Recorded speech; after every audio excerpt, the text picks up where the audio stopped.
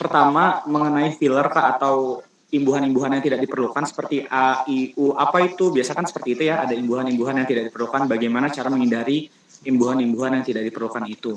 Yang kedua, saya pernah membaca tentang adanya namanya smiling voice, tentang bagaimana kita berbicara dengan senyuman dan tanpa senyuman itu akan menghasilkan berbeda. Mungkin bisa dielaborasikan lebih lanjut, Kak, bagaimana sih sebenarnya smiling voice ini berpengaruh pada bicara publik kita.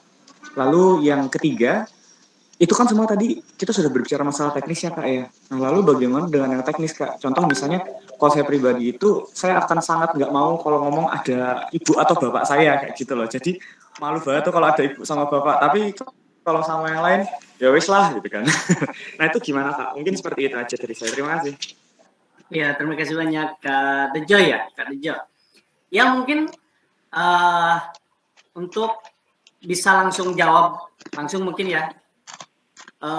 Tadi kan Kak Dejo ya tadi bertanya gimana ya, tadi adanya seperti imbuhan dalam public speaking atau ada smiling voice, terus cara pede gitu ketika kita berbicara ketika depan orang tua seperti itu ya, mungkin secara singkatnya. Mungkin dari yang pertama boleh disampaikan oleh Kak Teguh ya, seperti itu. Oke, makasih Mas Jo ya atas pertanyaannya. Wah, ini langsung paketan nih. Dipaketkan pertanyaannya, artinya disiapkan banget. Makasih untuk pertanyaannya Mas Jo.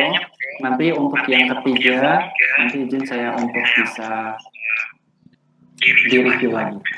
Menarik, hampir setiap webinar tentang public speaking, saya nggak dapat pertanyaan tentang filler ya. Karena memang filler ini penting banget untuk kita pahami dan gimana sih caranya agar kita bisa meminimalisir apa ya, maksud saya baik, oke, kayak gitu ya. Nah, dulu saya sempat di awal juga mengalami hal itu. Tapi ada satu prinsip yang perlu kita pahami.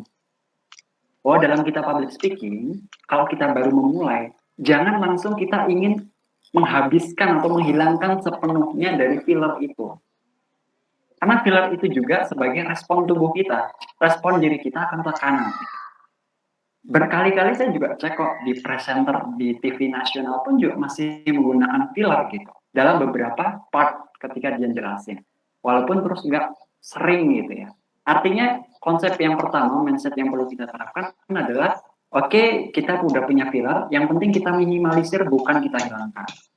Oke, kalau udah, yang kedua adalah caranya kita dalam berbicara berikan jeda waktu.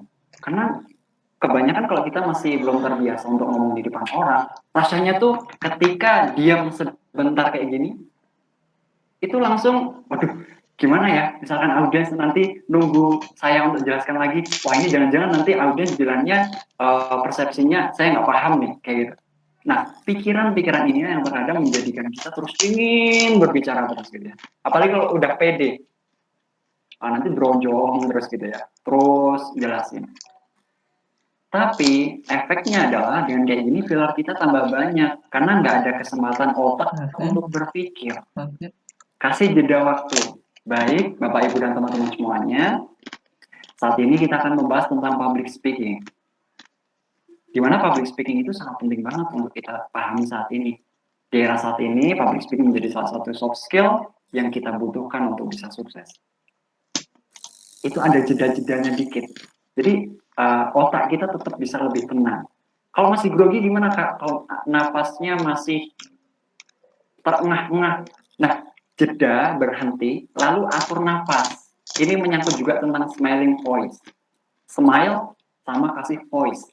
Ya.